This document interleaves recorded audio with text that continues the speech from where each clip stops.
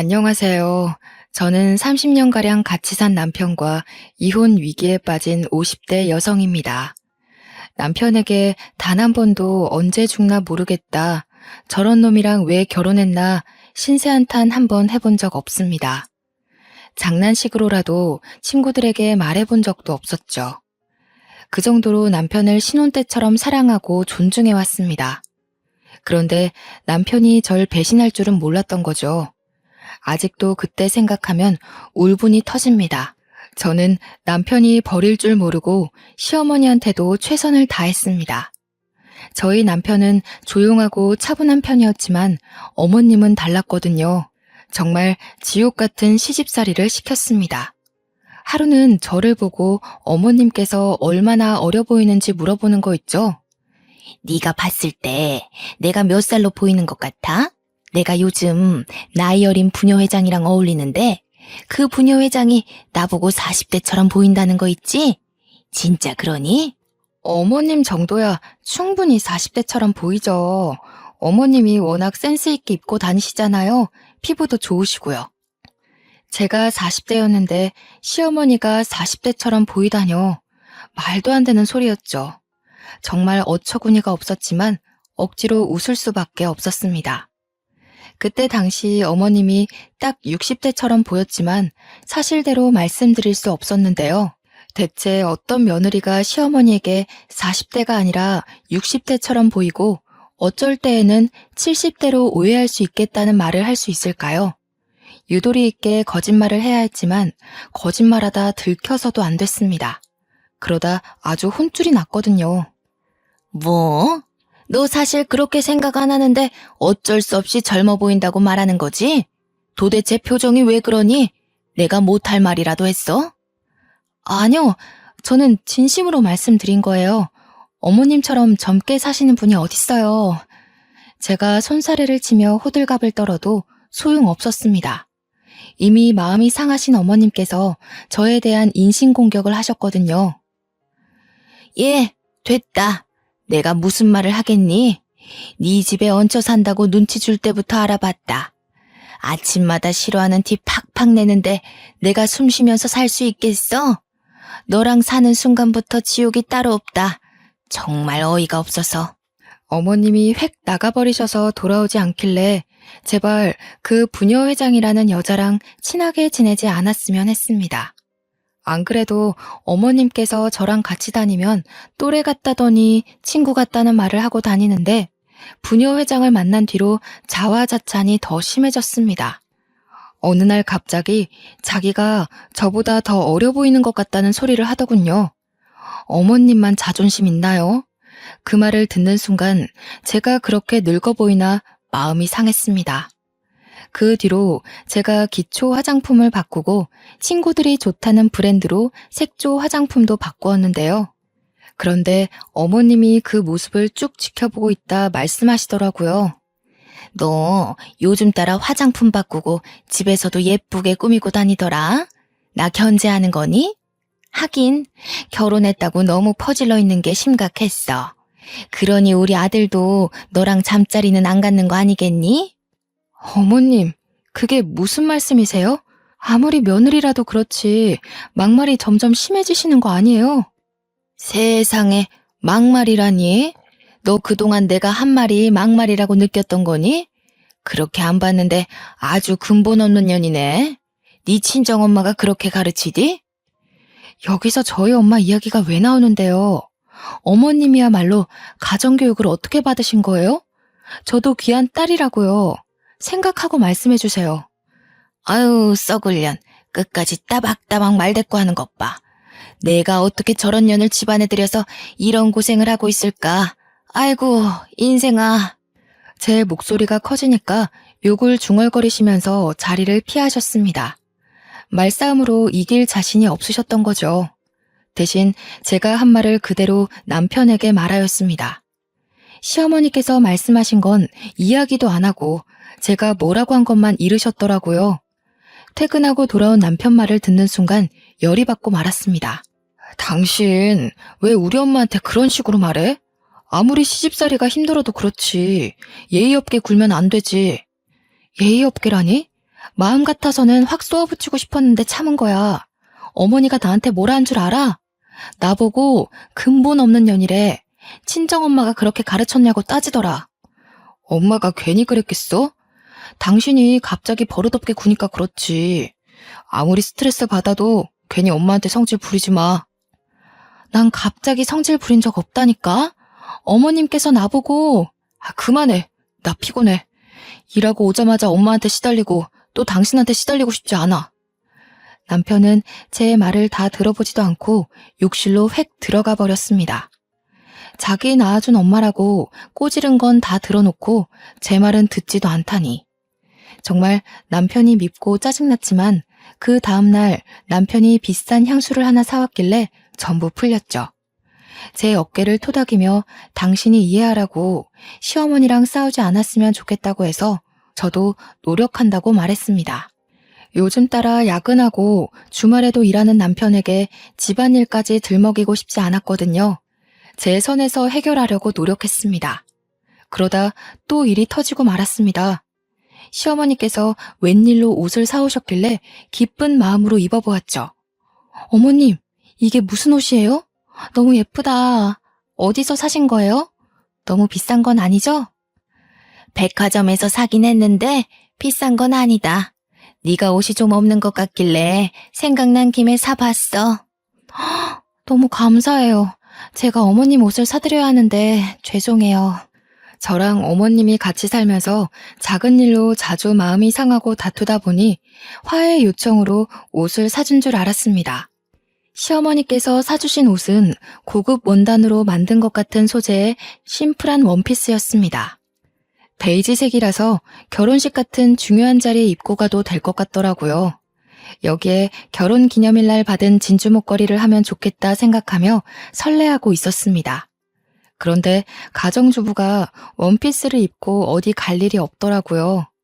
옷장에 소중하게 모셔두고 있는데 어머님께서 갑자기 나들이를 제안하셨습니다. 예, 나랑 드라이브 좀 하자. 부녀 회장이 가자는데 너도 데리고 오라고 하더라. 어머, 제가 가도 되나요? 괜히 눈치 없이 끼는 거 아닌가 몰라요. 부녀 회장과 가는 거라길래 마음에 좀 걸리긴 했지만 오랜만에 외출이었습니다. 게다가 제가 가보고 싶었던 집 근처 땡땡공원 벚꽃길을 가자고 하더라고요. 저희 지역에서 봄이 되면 늘 주목을 받는 곳이 땡땡공원 벚꽃길이었습니다. 이사 온 뒤에 코로나가 터져서 한 번도 보질 못했는데 이번 연도에 드디어 개장했다고 하더군요. 사진으로만 보며 부러워했던 그곳에 가다니. 게다가 애들도 다 커서 학교 기숙사에 지내고 있는 터라 애들을 데리고 갈 필요도 없었습니다. 그야말로 자유였던 거죠. 부녀 회장이 저를 콕 짚어서 며느리 한번 데려오라는 말을 했다고 하길래 한 번도 만나본 적 없는 부녀 회장이라는 존재가 궁금했습니다. 도대체 어떤 사람이길래 어머님을 이렇게 만든 건지 알아야겠더라고요. 친해지면 어머님이 절 괴롭힐 일도 없어질 것 같아서 약속을 잡았습니다. 주말 오후 3시쯤 땡땡공원 앞에서 만나자길래 어머님이랑 같이 갔는데요. 옷차림부터 정말 화려하더라고요. 부녀 회장이 저보다 나이가 많을 텐데 화려한 꽃무늬 원피스에 꽃무늬 스카프까지. 멀리서 봤을 때 벚꽃나무인 줄 알았습니다. 자기가 잘 차려입었다고 생각했는지 저를 위아래로 훑어보더니 코웃음을 쳤습니다. 자기가 우리 순자 언니 며느리야? 진짜 그 옷 입고 왔네. 언니, 그 외투 좀 벗어봐. 며느리보다 예쁜지 살펴보게. 처음엔 이게 도대체 무슨 소리인가 싶었습니다. 저는 어머님이 외투를 입고 나오길래 그 안에 무슨 옷을 입었는지 모르고 있었거든요. 그런데 외투를 벗자마자 헉 소리가 절로 나왔습니다. 어머님이 저랑 같은 원피스를 입은 거 있죠? 일부러 그런 듯 제 옆에 붙어서서 부녀 회장에게 이렇게 말하였습니다. 어때? 내가 며느리보다 낫나? 훨씬 젊어 보여? 당연히 언니가 훨씬 젊어 보이지. 이렇게 같은 옷 입혀놓으니까 더 티난다. 예, 너 관리 좀 해야겠다. 40살이라고 했지? 40살이 어떻게 나보다 늙어 보이니? 그러니까 말이다. 우리 며느리 얼굴 좀 봐. 주름이 자글자글하니 어쩌면 좋니? 요즘 애들은 에스테틱 다니면서 관리 받는다던데 그런 거 할 생각도 없나 봐. 따로 관리를 안 받으니까 이렇지. 너 길 가다 할머니 소리 안 듣니? 네 얼굴 모르고 길 가다 마주쳤으면 내가 존댓말 했겠다. 시어머니와 부녀 회장이 이런 식으로 절 꼽주면서 까르륵 웃음을 터뜨렸습니다. 일부러 제 자존심을 깎아내리려고 이런 말을 하는 거겠죠. 제가 아무리 늙어 보여도 60대인 어머님보다 늙어 보이지는 않을 겁니다. 그동안 어머님을 정말 잘 보살펴드리고 보좌해드렸는데 저를 이런 취급하다뇨. 상처받아서 눈물을 흘릴 뻔했습니다.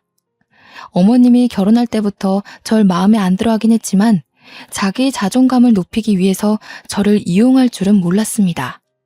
50대, 60대의 나이에도 매일 꾸미고 머리하고 화장하면서 몇 살로 보이냐고 물어보며 젊어 보이는 데에 집착했을 때 알아봤어야 했습니다. 저러니 시아버지가 바람 피우고 다른 여자랑 재혼했겠죠. 남자들이 괜히 도망가는 게 아니라고 생각했습니다. 분한 마음에 부들부들 떨며 어머님께 너무하다고 소리치기도 했는데요. 어머님은 귓등으로도 듣지 않았습니다. 저도 저를 무시하는 시어머니와 대화하고 싶지 않아서 집으로 와버렸습니다. 그랬더니 부녀 회장이 제 뒤통수에 대고 이렇게 말하는 거 있죠? 얘가 지금 시어머니 두고 어딜 가는 거니? 아유, 버르장머리 없는 년. 저러니 시어머니한테 미움받지. 아주 남편한테도 미움받을 게 뻔하다. 이렇게 저를 욕하고 모욕 주길래 부녀 회장에 대해 모든 걸 알아냈습니다. 나이는 47살에 포크레인 운전사 남편을 두고 있더군요. 아들도 포크레인 자격증을 따서 집안 대대로 그 일을 물려받으려는 모양이었습니다. 제 나이는 40살에 저희 남편은 땡땡 기업 부장급이었죠. 저희 딸은 명문학교를 다니며 전교 10등 안에서 노는 엘리트였습니다. 그런데 저를 무시하고 아래로 보다뇨. 누가 봐도 제가 더 나아 보였는데 억울했습니다. 그날 이후로 매일 거울만 보며 외모에만 집착하게 되었습니다. 피부과에 다니고 에스테틱에서 다니며 돈을 쓰기 시작하니까 남편도 놀라더라고요. 당신, 이번 달에 카드값 왜 이렇게 많이 나왔어?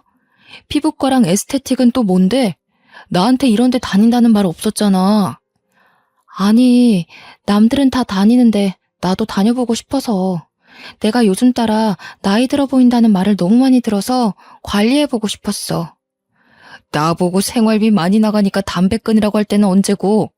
당신 이런 사치 부리는 사람 아니잖아. 왜 갑자기 변한 거야? 남편이 이렇게 물으니까 할 말이 없었습니다.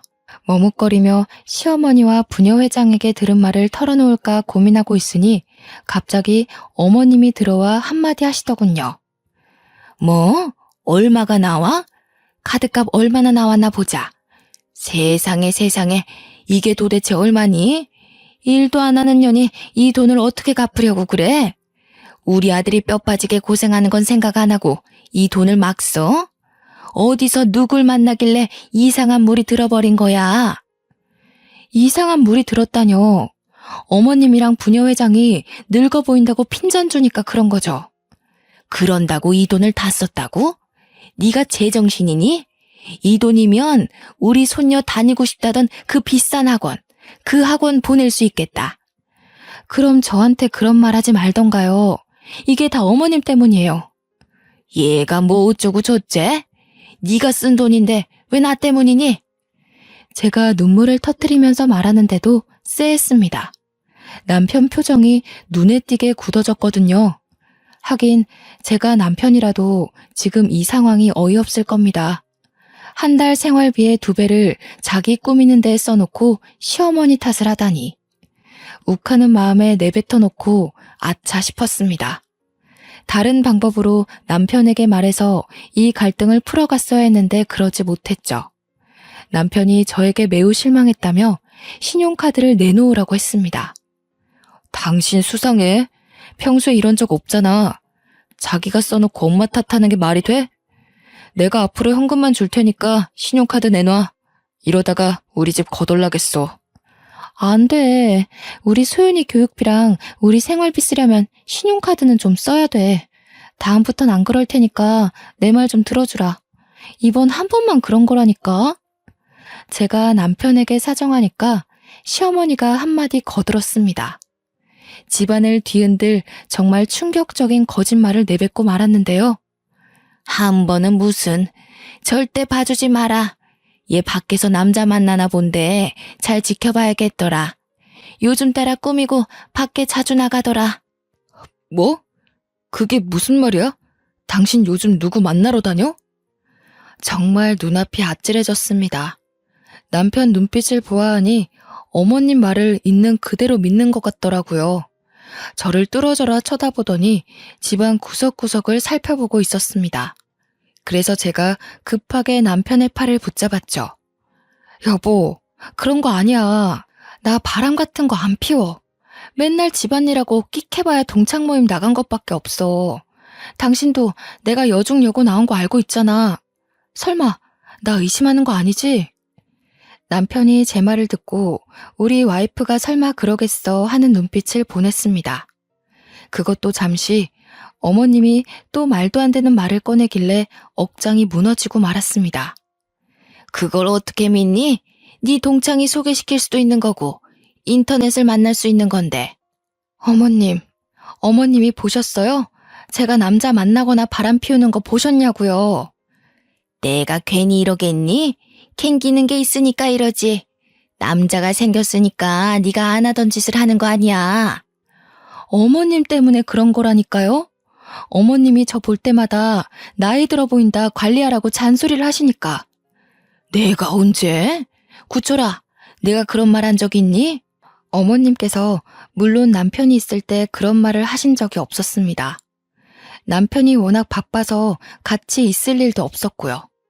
실제로 남편은 그 말을 듣고 제 말이 아니라 시어머니 말을 더 믿는 것 같았습니다. 그 뒤로 저한테 차가워졌거든요. 안 그래도 자주 못 만났는데 오랜만에 저녁을 차려주거나 무언가 챙겨주어도 묵묵부답이었습니다. 저는 이게 다 시어머니와 부녀회장 때문이라고 생각했죠. 그러다 남편이 지방 출장을 가며 주말 부부를 넘어서 기러기 부부가 되었습니다. 남편을 거의 한 달에 한 번만 보게 되니 불안해지더군요. 이러다 영영 남이 되는 건 아닌가 초조해질 무렵이었습니다. 나이 차이가 많이 났던 남편에게 정년 퇴임 날이 다가온 모양이었습니다. 원래는 더 다닐 수 있는 나이였지만 회사에서 눈치를 준 것 같았죠. 하루아침에 회사를 관두게 되자 남편이 상태가 안 좋아졌습니다. 자존심이 많이 상했는지 이상하게 예민해지더라고요. 틈만 나면 저에게 신경질을 내길래 저도 점점 말이 험하게 나오고 있었습니다. 남편과 제가 최고로 심하게 싸운 날은 평일 대낮이었습니다. 점심을 먹으며 제가 생활비가 걱정된다고 했는데요. 요한 마트에서 캐셔 구하던데 이력서 제출해보려고. 이러다가 생활비 부족해질 것 같아. 곧 있으면 우리 소윤이도 고등학교 들어가는데 걱정이다. 대학 등록금 어떡하지? 그걸 왜 밥 먹다 이야기해? 내가 체하는 꼴 보고 싶어? 나보고 뭐 경비원 일이나 주차요원 일이라도 알아보라는 거야? 아니, 그건 당신이 싫다며. 그래서 내가 일하겠다잖아. 왜 갑자기 성질을 내는 건데? 내가 뭐 당신한테 무턱대고 취직하라고 했어? 백화점에서 청소하는 사람이랑 주차 요원 구하길래 지원해보자고 한 거잖아. 당신이 동네 사람들 만날 것 같아서 싫다며. 어떻게 그런 일을 하냐고 나보고 하지 말라고 했잖아. 그럼 당신은 아무렇지도 않아? 마트 캐셔로 일하다가 동네 사람들 만나도 아무렇지도 않냐고. 도대체 왜 그게 불편해? 동네 사람들 그 마트에서 일한 적 많이 있거든? 당신 다른 사람들 눈치 좀 보지 마. 일단 우리가 먹고 살아야 하는 거 아니야? 그렇게 돈이 걱정되면 당신 애인한테 가서 좀 달라고 해. 우리 엄마가 그러는데 동네에 소문 쫙 났다고 하더라? 뭐? 무슨 소문? 어머님이 또 뭐라고 말씀하셨는데? 당신 오랫동안 연애하고 있는 사람이 있다며. 당신이 내 카드로 피부과 끊고 에스테틱 끊었을 때부터. 그런 거 아니야. 어머님 말 믿지 말라니까? 도대체 왜 그러는데? 제발 내 말 좀 믿어줘. 제가 눈물까지 흘리며 도대체 언제까지 의심할 거냐고 난동을 피워도 소용없었습니다. 끝까지 저를 의심하더군요. 헛소문이라고 침착하게 말해봐도 화를 내봐도 남편은 한결같았습니다. 아무래도 갑자기 회사를 그만두게 된 후로 집안 가장이 돈을 못 벌어온다는 콤플렉스가 생기면서 저를 철저하게 의심하는 것 같았습니다. 아마도 제가 남편을 버리고 애인에게 갈 거라는 생각이라도 하는 모양이었죠. 저보다 엄마 말을 더 믿는 마마보이인 건 알고 있었어도 이렇게 철석같이 저를 배척하고 미워할 줄은 몰랐습니다. 괜히 같은 핏줄인 게 아니었습니다. 어머님도 젊어 보이고 싶고 늙어가는 게 싫은 콤플렉스가 있으니 저한테 괜히 시비를 걸고 미워하는 거겠죠. 남편도 그 피를 물려받아 자기가 못생기고 키도 작고 나이도 많은데 그나마 잘 벌어오던 돈도 못 벌어오니 절 의심하는 것 같았습니다. 둘이 한 편을 먹고 저를 몇 년 동안 왕따시켰습니다. 절 두고 몰래 외식을 하고 오거나 여행을 다녀오는 일도 잦았는데요. 아침 일찍 일어나 마트 캐셔 일을 하고 오니 남편과 시어머니가 없어서 그러려니 했습니다. 저를 왕따시키고 어딜 놀러 갔을 거라고 생각했죠. 그런데 안방에서 이상한 말소리가 들리더라고요.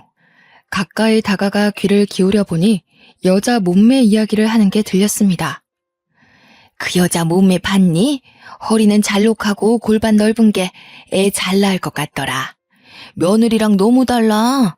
어떻게 그 나이 먹도록 20대처럼 날씬한가 몰라. 그러게, 성격도 좋은데 애교까지 많더라. 엄마 며느리가 그러면 얼마나 좋아? 얘, 자기 애인한테 애교 부려야 하는데 너한테 애교 부릴 시간이 있겠니? 내가 여러 번 말했지? 걔 이상한 점 한두 가지 아니라고. 그런데 증거가 없잖아. 엄마 말대로 수상해 보이는데 일하러 간다길래 따라가 봐도 진짜 마트 캐셔일만 하고 있던데? 우리가 365일 따라다녔니? 걔가 매일 바람 피는 것도 아닐 텐데 한두 번 따라다니면 안 되는 일이야. 지금이라도 남자 만나는 거 잡아내서 이혼해야지. 언제까지 그런 애랑 같이 살 거니? 차라리 오늘 만난 댄스 스포츠 선생이랑 재혼해라. 재혼은 무슨 재혼. 우리 소윤이 생각하면 이혼은 하면 안 돼. 요즘 이혼이 별거 아니라고 하지만 동네에서 우리 집 이혼했다고 소문났을 때 나도 너무 힘들었어. 그때 엄마도 힘들었잖아. 걔 딸이라면 아주 사족을 못 써서 이혼해도 꽁꽁 숨기고 있을 거다. 그럼 며느리가 바람 피우는 것처럼 몰래 만나보던가. 뭐? 어떻게? 이러면서 시어머니가 남편에게 말하는 목소리가 작아지길래 심장이 빠르게 뛰었습니다. 남편과 어머님이 도대체 무슨 말을 하고 있는 걸까요? 죄 없는 저를 두고 남자 숨기고 있다고 의심하고 힐난하는 것도 모자라 저 몰래 바람까지 피우려고 작전을 세우고 있었습니다. 저는 남편이 댄스 스포츠를 배우러 간 사실도 모르고 있어서 얼른 안방문을 열고 들어가 보았죠. 제 예상대로 남편과 시어머니가 저를 보고 놀라서 눈을 동그랗게 뜨고 있었습니다. 아유, 깜짝아. 얘가 왔으면 기척이라도 낼 것이지. 왜 말도 없이 문을 열어? 어머니, 방금 무슨 말씀하시는 거예요? 댄스 스포츠가 뭐요? 지금 저 몰래 저희 남편 바람 피우라고 여자 소개시켜 주려는 거예요? 뭐? 이게 미쳤나? 내가 무슨 치매라도 걸린 줄 알아? 이게 다 너 때문 아니니? 우리 아들이 요즘 죽고 싶다는 말을 자주 하길래 병원에 가봤더니 우울증이라고 하더라. 너는 우리 아들이 이렇게 되도록 뭐 했니? 설마 또 남자 만나고 온 거야?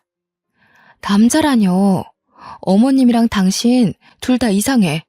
내가 아니라고 몇 번 말해야 돼? 나는 한 번도 바람 피운 적 없다고. 남편만 병원에 갈 게 아니라 어머님도 병원 가봐야 할 것 같아요. 둘 다 아주 미친 것 같아. 봐봐라. 이렇게 이상한 또라이 취급하면서 끝까지 바람 피우는 거 숨기는 거. 너 같은 것은 지금 당장 이혼당해서 혼쭐이 나봐야 한다. 손녀딸만 아니었음 이 집에서 내쫓겼다고. 저도 소윤이만 아니었으면 바로 이혼했어요. 도대체 언제까지 저 의심하실 건데요? 아니라고 하면 믿어야죠. 쫓아다녀봤는데 남자 만나는 거 못 봤으면 믿으셔야 하는 거 아니에요? 이게 어디까지 엿들은 거야? 더러운 쥐새끼 같은 년. 너 같은 년 때문에 우리 아들이 이 모양 이 꼴이 된 거야. 우리 아들이 바람 피워도 넌 할 말도 없을 것이다, 이 더러운 거사. 어머님이 저한테 삿대질을 하며 입에 담을 수 없는 욕을 내뱉었습니다. 물론 저도 욕하지 말라면서 뭐라 소리를 질렀죠.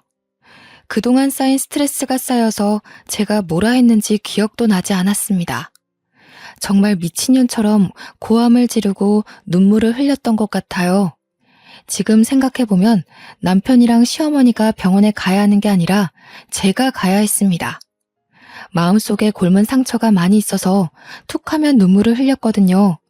저는 친정이 제주도라서 갈 도리도 없었습니다. 마트 캐셔 일을 하면서 모은 돈으로 친정으로 가서 돌아오지 말까 생각도 해보았는데요.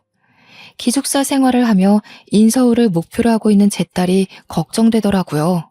제가 획 가버려서 이혼이라도 당하면 제 딸 소윤이가 마음이 심란해져서 입시도 망치고 앞길을 막을까 걱정이 되었습니다. 어떻게 얻은 귀한 딸인데 제가 아이를 가지기 힘든 몸이라 시험관 시술을 통해 늦은 나이에 가진 아이였습니다. 계속 아이가 유산되는 것도 남편이 나이가 있는 것도 한몫했는데 시어머니가 계속 저만 탓했던 것도 생각이 났습니다. 남편은 그래도 연애했을 때 기억도 남아있고 제가 유산했을 때 정말 잘해주어서 미운 정이라도 남아있는데 시어머니는 정말 미워할 수밖에 없는 존재였죠. 이렇게 며느리를 헐뜯고 미워할 거면 혼자 사시지. 혼자 살기 싫고 끝까지 아들 끌어안고 살 거면 결혼을 시키지 말지 하는 마음이 굳세게 느껴졌습니다. 하지만 이미 결혼한 거 어쩌나요? 우울증에 걸렸다는 남편이 너무 걱정돼서 남편이랑 다시 병원을 찾아가 보았습니다. 처음에는 남편만 상담실에 들어가서 이야기를 나누더니 의사 선생님께서 저보고 들어오라는 말을 하였습니다. 그러면서 저보고 정년 퇴임 때문에 우울증이 온 것 같다고 하시는 거 있죠? 구철 씨가 원하는 정년 퇴임 날짜가 있었는데 회사에서 갑자기 권고사직을 요구하는 바람에 그 상처가 컸나 봅니다. 완벽주의적인 성격이 있으셔서 자기가 사회적인 역할을 제대로 못한다는 것에 큰 타격을 받으신 것 같으세요. 자격지심에서 불신이 오신 것 같으니 많은 대화가 필요하신 것 같습니다.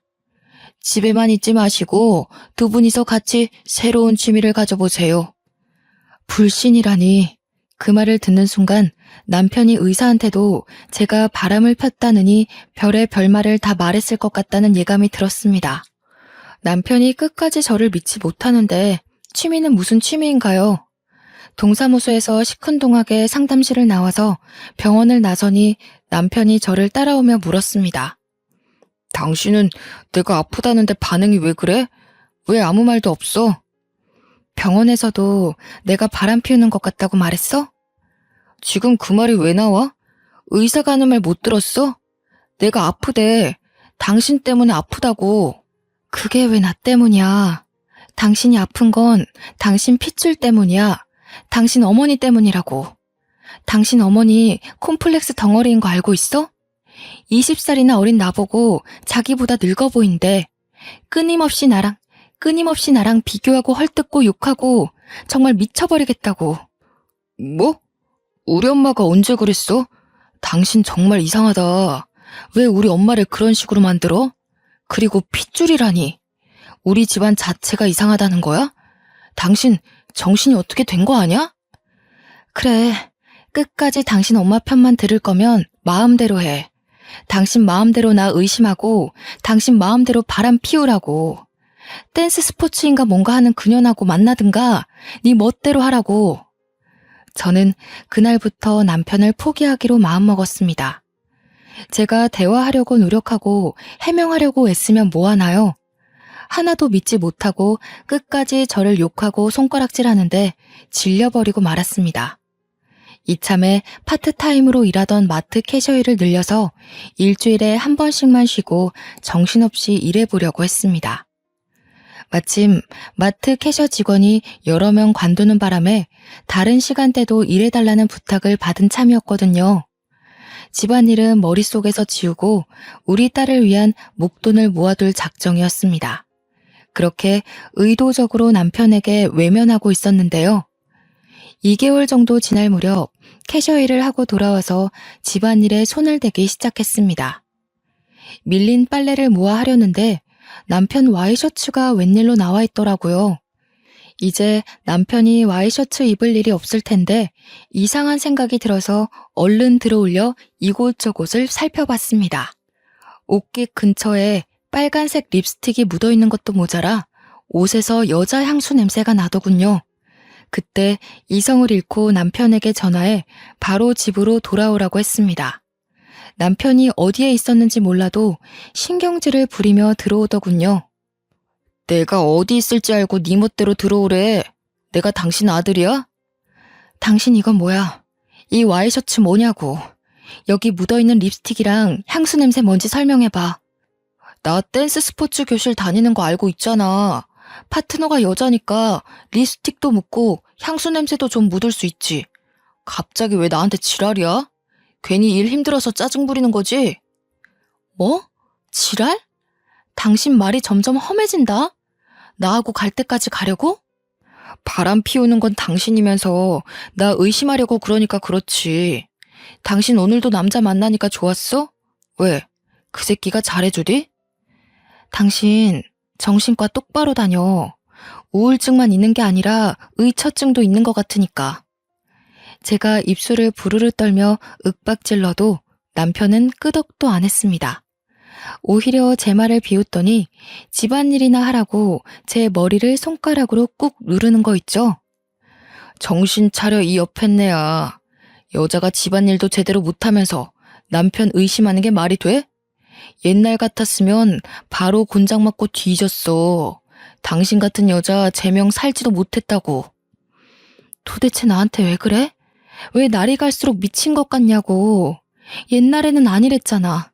나 유산했을 때 같이 울어주고 안아주고 그랬잖아. 그때는 당신이 바람 피울 여자인 거 모르고 있었으니까 그랬지. 배신은 당신 먼저 했어. 변한 건 당신이라고. 아무래도 정신과 약 때문에 그럴까요? 남편이 이성적으로 생각하지 못하고 시어머니 말을 아예 맹신하는 것 같았습니다. 제가 남편을 무시하고 마트 캐셔 일만 한 것도 문제였죠. 날이 갈수록 비정상인과 사는 기분이 들어서 진짜로 다 관두고 제주도로 가려고 했습니다. 그런데 오랜만에 제 딸한테 전화가 왔더라고요. 제가 안부를 묻기도 전에 학교 분위기가 안 좋아서 무섭다며 저에게 보고 싶다는 말을 하였습니다. 엄마, 나 무서워. 요즘 질 안 좋은 애들이 이혼했다는 친구 왕따 시키는데 어떻게 해야 할지 모르겠어. 나랑 친한 애인데 나도 왕따 당할까봐 무서운데 어쩌면 좋지? 딸이 눈물을 흘리며 선생님께 말해야 되냐고 묻고 있었습니다. 기숙사 생활을 해서 안 그래도 친구들 관계에 민감한데 제일 친한 친구가 최근에 부모님이 이혼을 했다고 따돌림을 당하고 있다는 것이었습니다. 그 말을 듣는 순간 정신이 번쩍 들었죠. 2022년이라고 하더라도 이혼은 여전히 약점이 될 수 있는 선택이었습니다. 저는 물론 딸에게도 약점이 될 수 있다는 생각에 이혼 이야기는 차마 못 꺼냈죠. 딸에게도 학교에 가보겠다고 말하며 따돌림과 관련된 문제를 해결하느라 또 남편의 문제를 뒤로 미루게 되었습니다. 그러다가 남편에게 이상한 점을 발견하였습니다. 제가 서울에 있는 딸 학교를 다녀온 사이 남편의 화장대에 화장품이 늘어나 있는 거 있죠? 향수는 물론 비싼 남성용 기초 화장품까지 놓여 있었습니다. 분명히 남편에게 딸의 문제를 말하고 서울에 다녀왔는데 담임 선생님과 잘 말했는지 물어보지도 않았습니다. 저를 본체만체 하더니 생전 뿌리지 않던 향수도 뿌리고 있더군요. 그리고 어디론가 가려고 하길래 남편을 붙잡고 소리쳤습니다. 당신 지금 어디가? 내가 서울 다녀온다고 했잖아. 우리 소윤이 걱정은 안 돼? 안 그래도 집도 먼데 왕따라도 당했으면 어쩌려고. 진짜로 왕따 당한 건 아니잖아. 걔 친구가 당한 거라며. 왜 이렇게 호들갑이야? 소윤이가 당한 것도 아닌데 서울까지 간 건 오바라고. 요즘 애들 순식간에 왕따 당하는 거 몰라? 당신 댄스 스포츠에 쏟을 시간 소윤이한테도 좀 쏟아. 애가 울었다고 하면 전화라도 좀 해보라고. 그러니까 누가 서울로 학교 보내래? 공부 잘한다고 명문학교 보낸 건 당신이잖아. 소윤이는 서울에 가고 싶어 하지도 않았어. 당신이 잘 타일러서 보내놓고 왜 그러는데? 내가 괜히 보냈겠어? 나도 무리해서 투자한 거라고. 당신이 언제 소윤이한테 신경이라도 써봤냐고. 당신 아직도 소윤이가 다니고 있는 학교 이름도 모르지? 생일도 까먹고 있지? 지금 그게 중요해? 난 소윤이한테 부끄러운 짓 한 적 없어. 근데 당신은 했잖아. 대놓고 속이고 남자 만나고 즐겨놓고 무슨. 남편이 이렇게 말하고 현관문을 쾅 닫고 나가버렸습니다. 보나마나 댄스 스포츠 교실을 간 것 같길래 제가 쫓아가 보았죠. 여자를 만나서 데이트하거나 여자 집에 들어갈 줄 알았는데 제 예상과는 다르게 댄스 스포츠 교실로 들어가 수업을 듣고 있었습니다. 선생님처럼 보이는 남자의 지도에 따라 자세를 잡고 춤을 추길래 제가 괜한 의심을 했나 싶었습니다. 저한테 모진말을 한 것도 마음이 고장나서 그런 거 아닐까 하는 생각에 아주 잠시 스쳐 지나갔는데요. 갑자기 문틈 사이로 여보라는 소리가 들리더군요. 그래서 문에 바짝 붙어서 남편과 여자 파트너를 지켜보았습니다. 여보, 우리 소윤이는 어쩌지? 왕따 당하면 안 되는데 괜히 친구 잘못 만나서 따돌림 당하면 나 속상해. 불륜녀가 자기가 남편의 진짜 와이프가 된 것처럼 굴길래 대체 어떻게 생긴 작자가 그러는지 보려고 눈을 크게 떴습니다. 아무리 살펴봐도 익숙한 얼굴이더군요. 진짜 누구일까 생각하던 와중 부녀회장의 얼굴이 떠올랐습니다. 시어머니를 닥달해 같은 옷을 입히게 만든 그 사이코 작자요.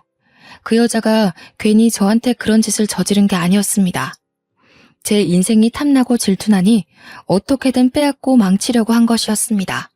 제가 충격을 받아 멍하니 서 있으니 남편이 부녀회장보다 한술 더 뜨더군요. 절대 왕따 안 당해. 우리 소윤이가 누구 딸인데 왕따 당하겠어? 왕따 당하더라도 걱정하지 마. 내가 당장 달려가서 혼내줄 테니까. 서울에 있는 땡땡 학교까지? 당신 안 그래도 바쁜데 어떻게 거기까지 가? 요즘 땡땡 기업 바쁘잖아. 당신이 거기서 일 제일 잘해서 사람들이 당신만 찾는다며. 딸 문제 때문에 연차 쓰면 사람들이 이해해줘야지. 뭐라 항의하면 자르면 돼. 어머, 우리 오빠 대단하다. 오빠랑 결혼하길 너무 잘했어. 남편과 불륜녀가 말하는 대화는 전혀 사실이 아니었습니다. 불륜녀가 진짜 와이프고 소윤이가 자기 친딸인 것처럼 구는 것부터 거짓이었죠. 게다가 남편이 소윤이를 생각하는 것도 거짓, 아직 땡땡 기업에 다니고 있는 것도 거짓이었습니다. 남편이 땡땡 기업에 다니고 있을 때에는 인정받지 못하고 구닥다리 취급받은 적이 많이 있었습니다. 남편이 바람 피운 이유는 불륜녀가 남편의 환상을 채워줘서일까요? 댄스 스포츠 회원들이 남편과 불륜녀를 부러워하며 동경하는 눈빛을 보내자 남편의 어깨가 절로 올라가 있는 게 보였습니다. 회원들도 남편과 불륜녀가 부부인 걸로 알고 있더라고요. 자연스럽게 제 딸 소윤이 이야기를 꺼내며 문제가 얼른 해결됐으면 좋겠다. 그건 그렇고 전부터 둘이 인꼬 부부 같아서 부러워하길래 허탈한 웃음이 절로 나왔죠. 게다가 더 충격적인 말이 회원들의 입에서 나오고 있었습니다. 그리고 이번에 늦둥이 생긴 거 참 축하해요. 이 나이에 아주 기적이야, 기적. 맞아요. 아들 갖고 싶다고 노래를 부르더니 결국 생기네. 가만 보면 둘이 바라는 대로 다 되는 것 같아. 정말 대단해. 제가 이 말을 듣고 놀라서 문을 벌컥 열어버리고 말았습니다. 댄스 스포츠 교실 회원들도 이 동네 사람들일 텐데 소문날 건 생각도 안 하고 아주 난동을 피우고 말았죠. 당신 지금 바람 피운 것도 모자라 임신시켰어? 이 여자 임신시킨 거냐고. 갑자기 찾아와서 무슨 말 하는 거야? 수업 중인 거 안 보여? 나가서 이야기해. 뭘 나가서 이야기해. 여기서 이야기해. 이거 놔. 여기서 이야기하라고. 마음 같아서는 사람들 다 있는 데서 남편을 힐난하고 싶었지만 힘이 따라주지 않았습니다. 남편에게 붙잡혀 질질 끌려 나오고 말았죠. 그것도 모자라 남편에게 믿을 수 없는 말을 듣고 말았습니다. 우리 경자한테 애가 생겼어. 당신도 만나는 남자 있을 테니까 서로 비밀 지키자. 안 그래도 소윤이 친구가 이혼 가정이라고 왕따 당했다며? 나도 우리 소윤이 왕따 당하는 거 원치 않아. 소윤이 대학 갈 때까지 비즈니스 커플로 남게. 내가 몇 번을 말하면 믿을래? 내가 결백하다는 거 죽은 다음에 믿으려고? 난 결백해. 내 이름 걸고 우리 엄마 이름 걸고 우리 소윤이 이름 걸고 단 한 번도 바람 피운 적 없다고. 당신 나중에 후회하지 말고 지금이라도 무릎 꿇고 싹싹 빌어. 빌긴 뭘 빌어? 내가 미쳤다고 배신자 앞에서 무릎 꿇을 것 같아? 나한테 바람 피울 구실 준 건 당신이야. 당신 이러는 거 점점 심해지는 것 같아. 약 제대로 먹고 있어?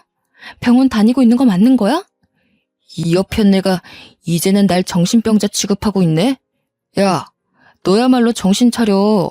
남자라면 아주 사족을 못 쓰는 년 주제. 그 말을 듣는 순간 머릿속이 새하얘졌습니다. 눈물이 와르르 쏟아지면서 다리에 힘이 풀리더군요.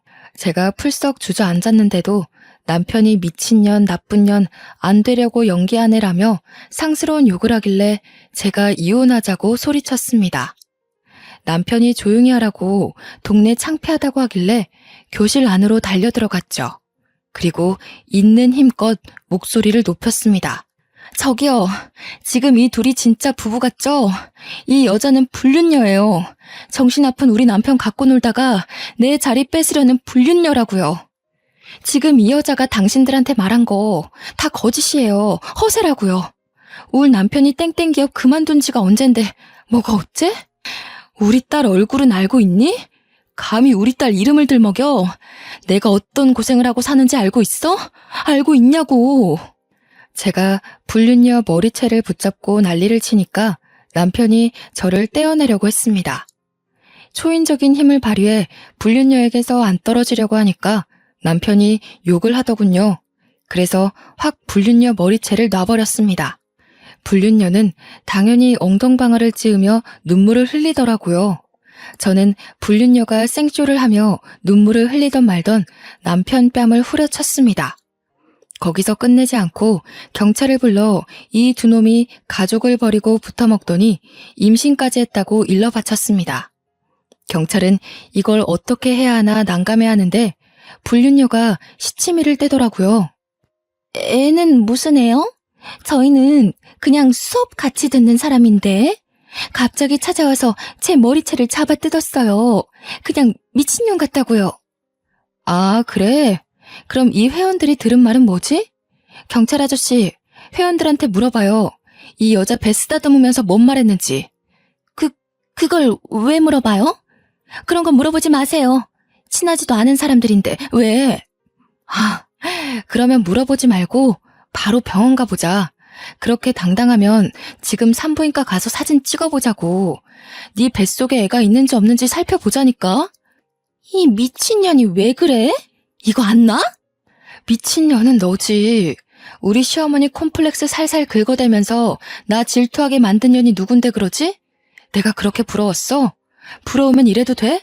내 인생 망쳐도 되냐고. 제가 불륜녀 팔을 세게 잡아당기며 광분하니까 경찰들이 뜯어 말렸습니다. 이런 건 경찰 소관이 아니라서 이혼 소송하고 위자료를 요구해보라는 거 있죠. 정말 억울했지만 경찰들이 하라는 대로 해야죠. 어쩌겠어요. 경찰들이 각자 집으로 데려다 주겠다고 하길래 그 자리가 파토나고 말았습니다. 그 뒤로 동네에 남편이 바람 피우는 게 소문났지만 남편의 뻔뻔함은 사라지지 않았습니다. 불륜녀와 함께 아예 다른 지방으로 이사가서 집에도 찾아오지 않았죠. 저는 제 딸 소윤이가 대학에 입학할 때까지 참았습니다. 안 그래도 소윤이가 해외 대학으로 목표를 바꿔서 제가 이혼해도 괜찮을 거라고 생각했거든요. 실제로 제 딸이 영국에 있는 임페리얼 칼리지라는 대학에 입학하게 되었습니다. 그 소식이 들리자마자 남편에게 이혼 소송을 걸었죠.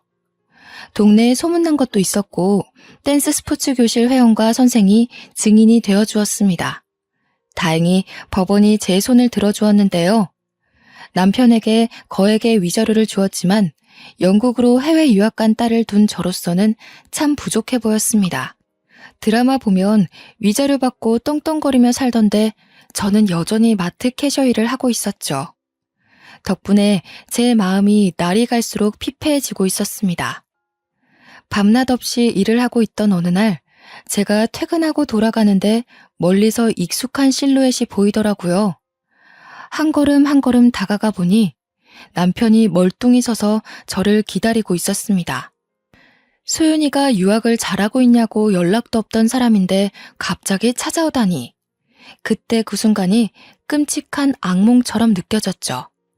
게다가 남편이 저를 보자마자 무릎을 꿇더니 눈물을 흘렸습니다. 여보, 내가 미안해. 내가 정말 잘못했어. 당신을 믿는 건데. 당신 때문에 내가 미친 게 아니라 우리 엄마 때문에 미친 건데 끝까지 당신을 안 믿고 내가 배신해버렸어. 갑자기 찾아와서 무슨 말 하는 거야? 나 당신 만나고 싶지 않아. 그냥 가줬으면 좋겠어. 당신한테 용서받으려면 어떻게 해야 할까?